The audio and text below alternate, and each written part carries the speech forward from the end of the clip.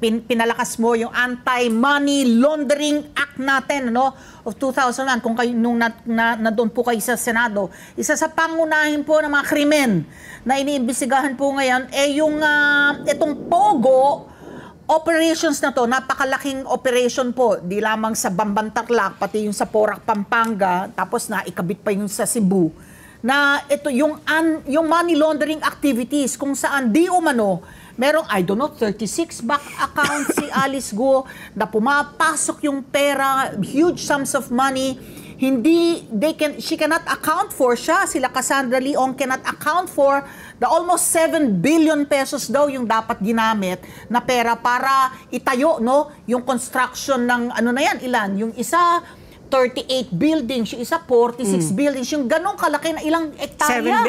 30 hectares ba? Napakalaki pong mga operasyon. When it comes to money laundering, dito po sa so far po nakakalap ninyong impormasyon, no, as the news come, meron po bang meron pa kayong gustong gawin para palakasin? Kasi apparently lumalabas yung mga bangko, hindi po rineport, ano, yung pasok, merong mga bangko that have been remiss dito po sa pag-report ng pagpasok ng huge sums of money from abroad. Kung ipopurso sana itong kaso na ito, yung napakaraming counts, ano, sa violation ng 87 counts so far. Yes.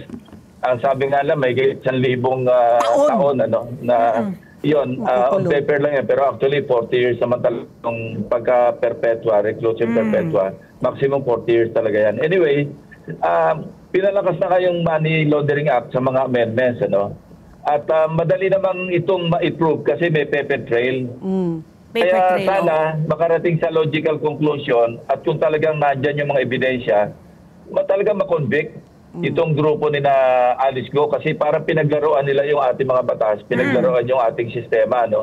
Kasi na-expose yung vulnerability, yung weakness ng ating system, hindi lamang sa yung sa banking system, hindi lamang doon, kundi yung sa PSA, yung DFA, di ba? Filipino citizen, marami nakakakuha ng mga passport na mga Chinese, Filipino passport. Correct. So expose talaga yung weakness ng ating sistema rito.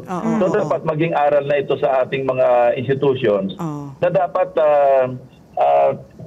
lalong para patibayin nila yung mga security measures.